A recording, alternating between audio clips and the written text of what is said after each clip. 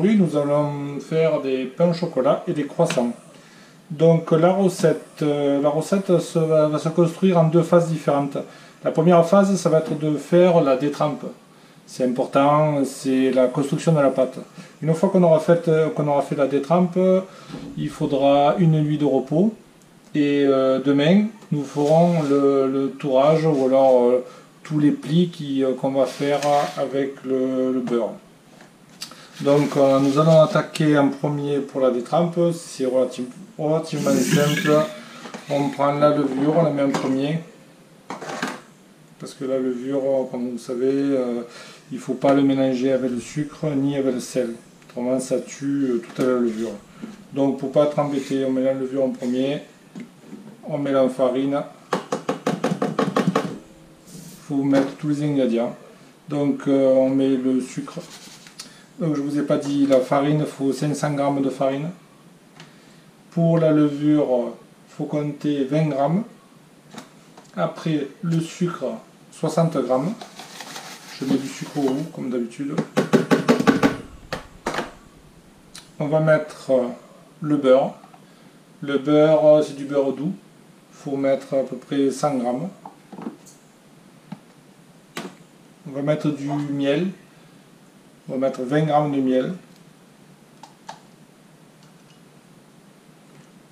Le miel va apporter un côté plus souple de la pâte des pains au chocolat. Il y en a qui rajoutent du glucose, mais je préfère mettre du miel. C'est naturel et c'est meilleur.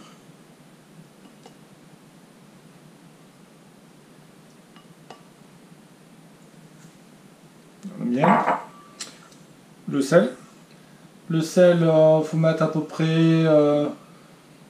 moi je mets à peu près 10 g de sel. Il faut quand même saler, c'est un exhausteur de goût quand même le sel. Donc une fois qu'on a mis tout ça, on prend le batteur.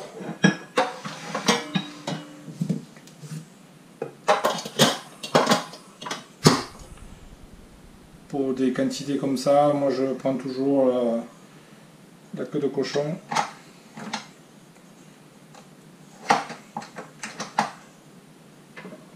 Voilà. Dernier ingrédient pour la détrempe, c'est le lait entier, 240 g à peu près. On verse tout et on le fait tourner à petite vitesse, entre 5 et 10 bonnes minutes.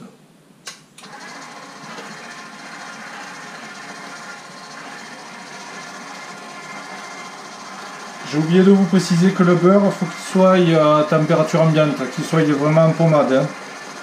Vous voyez, regardez le beurre, c'était un bloc, mais il s'est de suite mélangé correctement. Il ne faut pas mettre un morceau de beurre qui sort du frigo. Hein. Il était pommade, il était à température ambiante. Donc on laisse doucement faire les choses, tranquillement.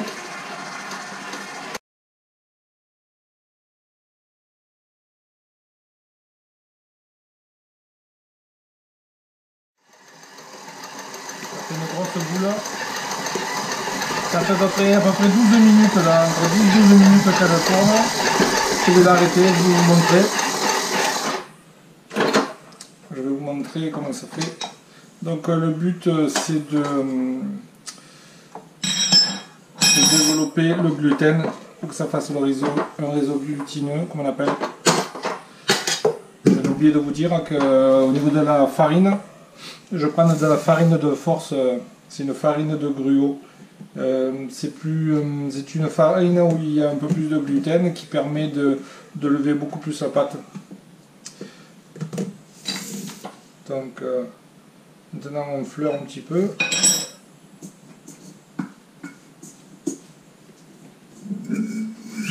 Alors pour voir si la pâte elle est bien, pour vérifier si le réseau glutineux il est bien développé, il faut étirer la pâte. Vous voyez comme on peut l'étirer. Et il ne faut pas qu'elle se brise, quoi. Vous voyez que la pâte elle est très très souple. Si le réseau glutineux n'était pas assez développé, elle se craquerait de partout. Là, on peut bien étirer. Elle est prête. Donc une fois qu'on en est à ce niveau-là, on va la bouler.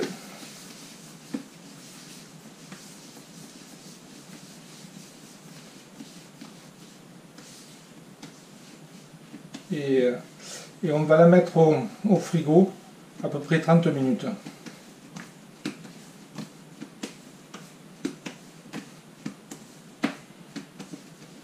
Voilà.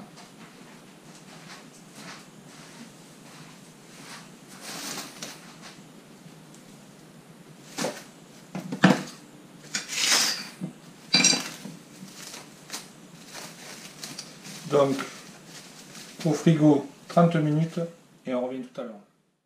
Bon, voilà. 30 minutes après, on la sort du frigo et on va la dégazer. Voilà, ça, on fait un peu. Et on tape pour enlever le gaz carbonique.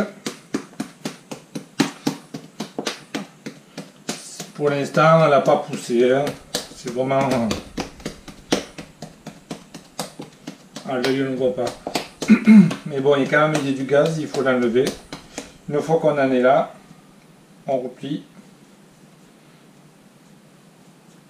Comme ça. Pour reformer une boule. Alors pour bien bouler, il faut appuyer avec cette partie de la main, on appuie la pâte. Comme ça. On l'appuie.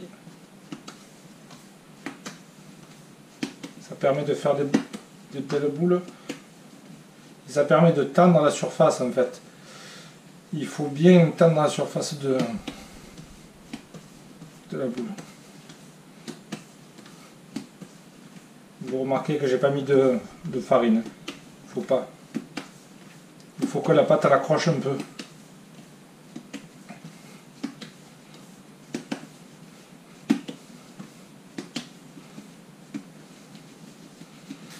Une belle boule. Une fois qu'on en est là, on reprend le film de plastique. Et là, je vais la filmer et la laisser au frigo une nuit entière.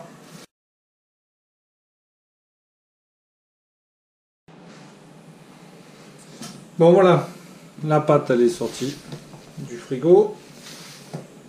Elle est ferme, elle est restée une nuit au frigo. On va préparer la détrempe.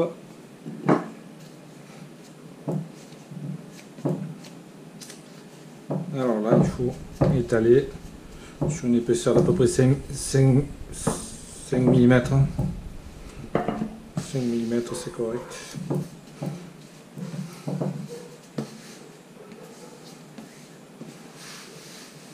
Faut pas mettre énormément de farine. Juste ce qu'il faut.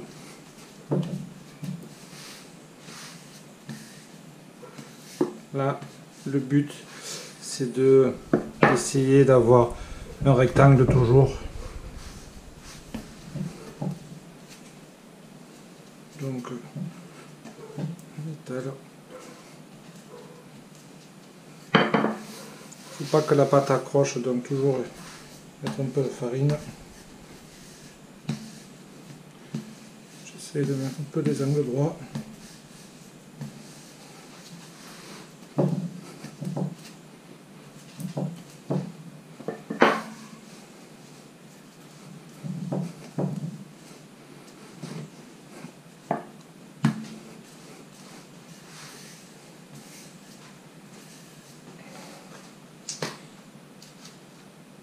Le beurre, il est à peu près à température ambiante.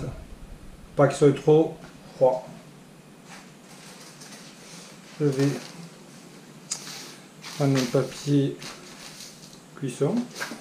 Vous pourrez prendre un peu du papier rhodoïde ou un peu ce que vous voulez.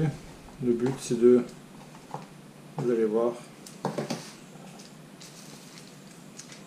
c'est de remettre à température ambiante et homogénéiser le beurre. Et on tape.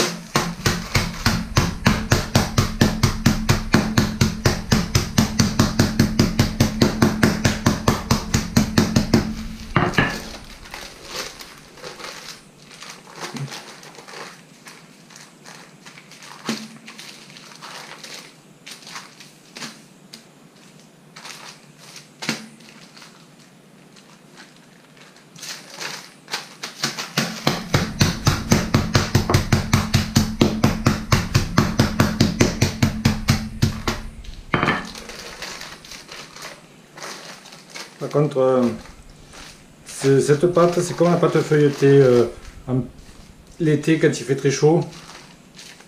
C'est difficile à faire cette pâte parce que le beurre il aura tendance à fondre rapidement et on ne pourra pas trop le travailler.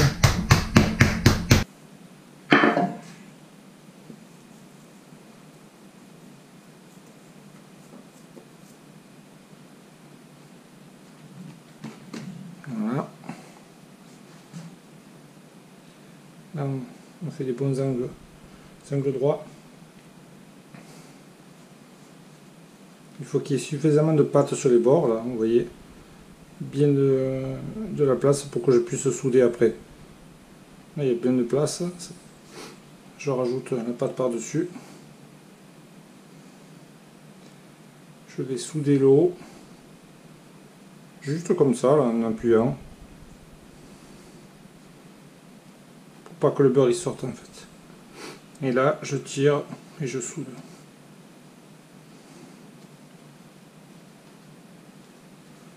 Pareil de ce côté.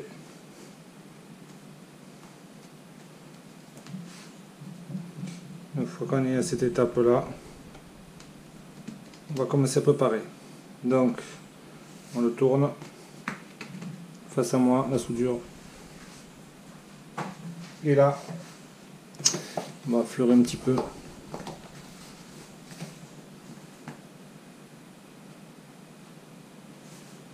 On va commencer à l'étaler doucement. Alors, il faut doucement avancer. Il faut essayer d'appliquer un effort à peu près uniforme pour que le pâton il parte droit comme ça. Si j'appuie trop à droite ou à gauche, ça va partir sur les côtés. C'est pas conseillé.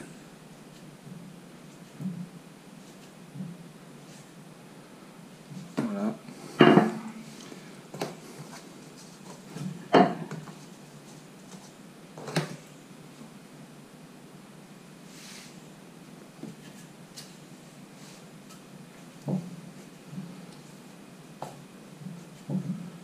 Doucement, faut pas être pressé, c'est important. Si vous allez trop vite, ou on part de côté, ou alors on fait un trou et le beurre passe à travers.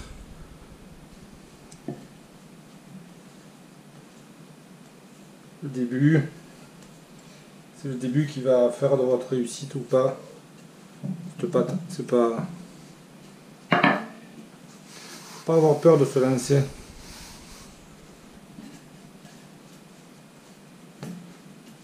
Le résultat, il est très très bon, vous verrez.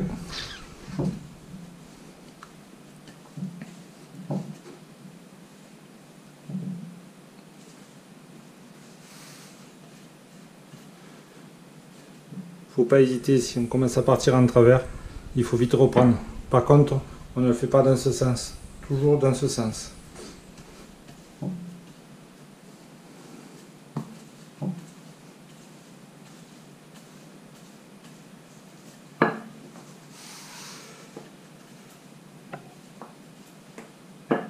Et elle commence à avoir une épaisseur assez conséquente, à peu près 5-6 mm, on va arrêter là.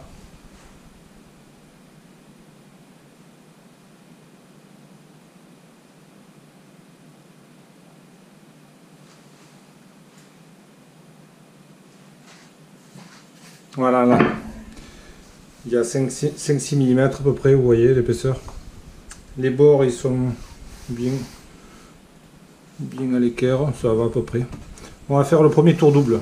Alors tour double, on rabat la partie haute sur une petite longueur.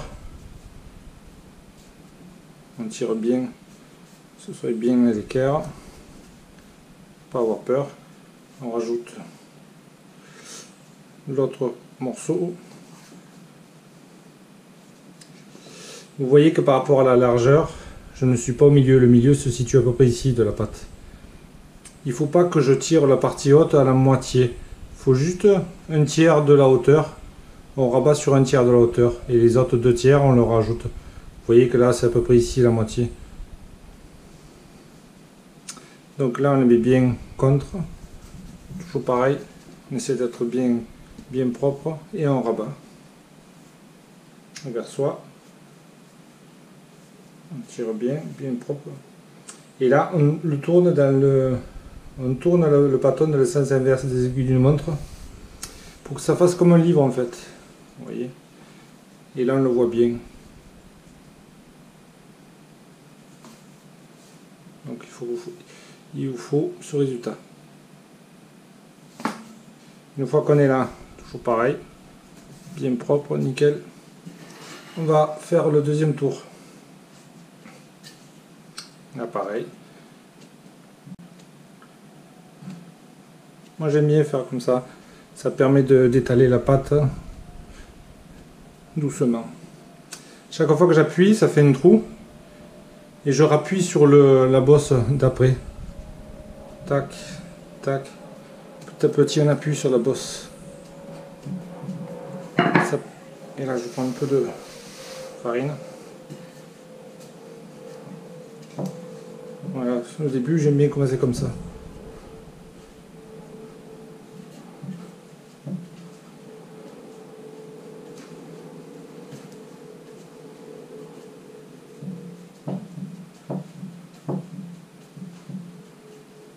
Comme tout à l'heure, on n'élargit pas.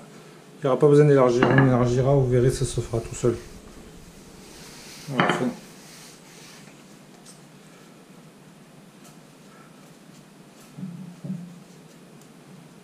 Là on fait pareil, à peu près 5 mm.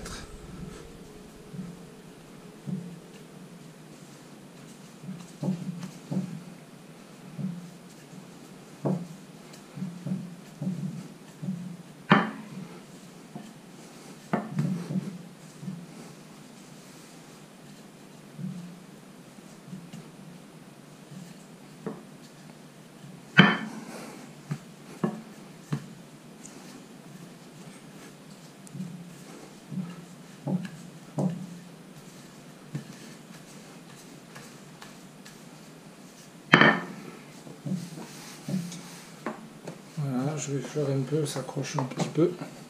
Vous voyez qu'il est parti un peu sur le côté.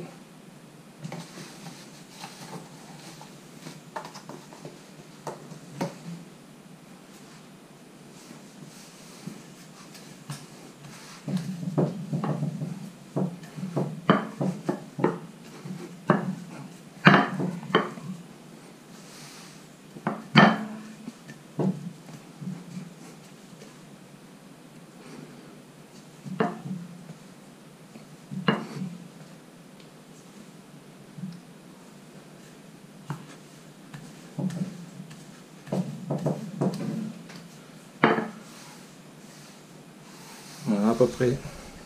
Mais bon.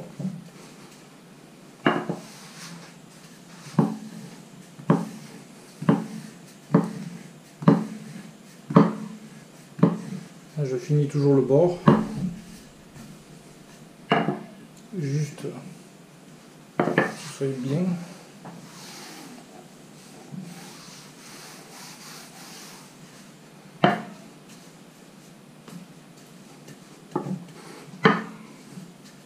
Ah, pareil, toujours pas trop de farine. Quand on fait les plis, il faut pas trop fariner dessus. Si vous mettez de la farine, quand vous tournez, vous mettez un coup de balayette et après vous tournez votre pâte. Parce que si vous mettez trop de farine dessus, ça va pas bien coller.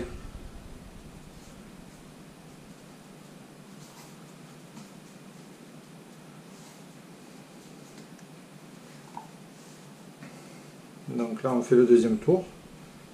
Là c'est pas un tour, c'est un tour plus simple, pas un tour en portefeuille. On rabat une partie et on rabat par dessus.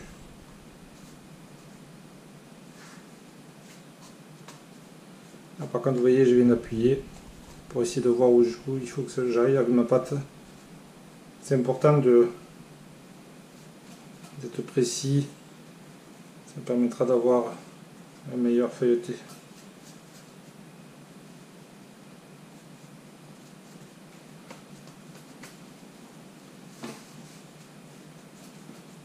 Voilà. Une fois que je suis là, comme ça, en fait je suis arrivé comme ça, mon pâton je vais le tourner. C'est toujours des aiguilles à l'inverse des aiguilles d'une montre. Je vais le laisser au frigo à peu près une demi-heure. Et quand je vais étaler ma pâte, je vais le repositionner comme ça. Et je vais étaler ma pâte dans ce sens. Il faut respecter toujours pareil. Allez, à tout à l'heure.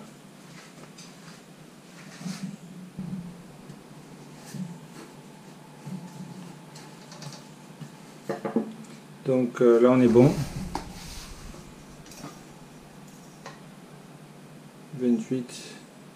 28. Voilà. Donc une fois on est là, on va commencer à préparer. Donc il faut couper un angle droit.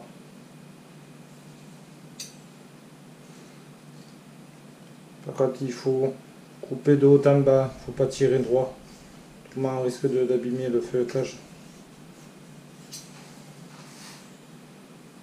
On est de côté.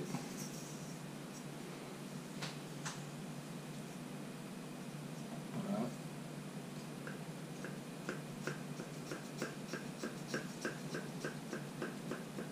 Ces morceaux de pâte, on pourra s'en resservir après.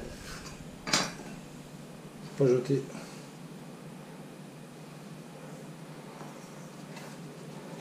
Donc maintenant je vais couper au milieu.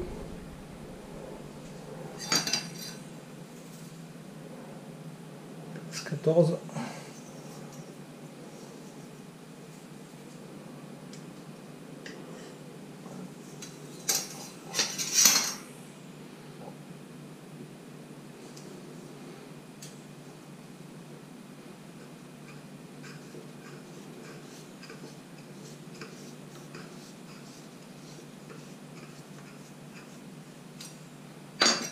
Voilà.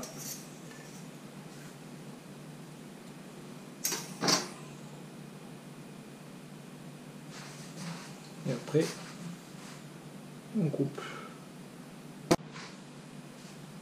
Bon, on va plier les pains au chocolat.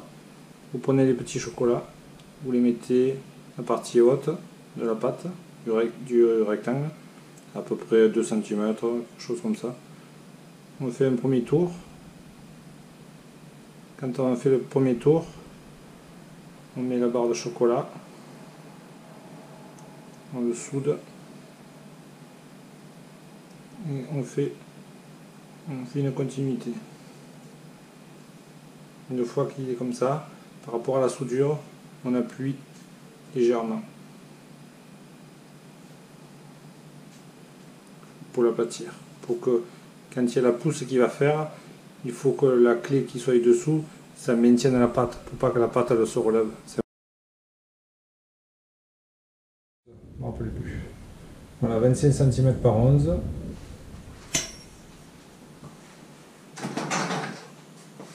C'est simple, c'est plus simple avec un gabarit. Comme ça, on attaque.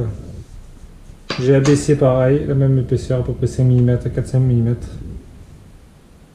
On commence de un côté et c'est parti.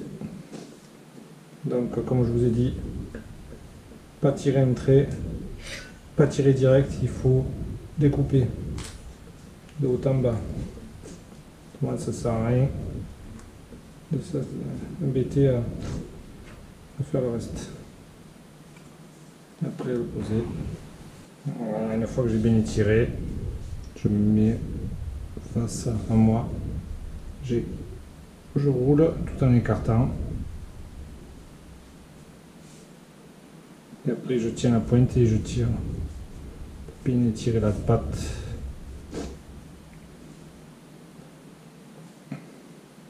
Je mets la clé dessous. Et voilà. Alors avec la pâte que les ingrédients, les quantités, ça vous fera à peu près 7 croissants.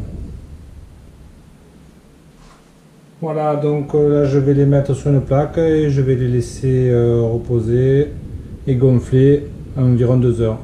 Allez, à tout à l'heure.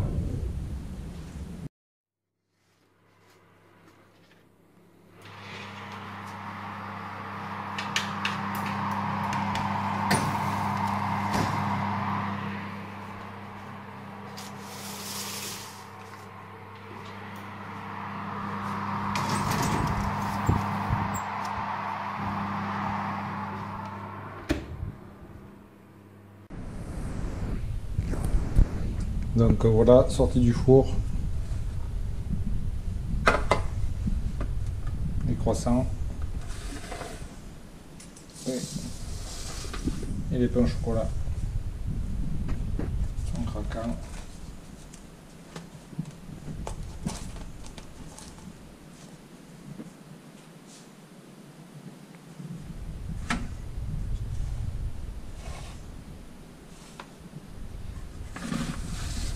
Voilà, il n'y a plus qu'à... Allez, au revoir.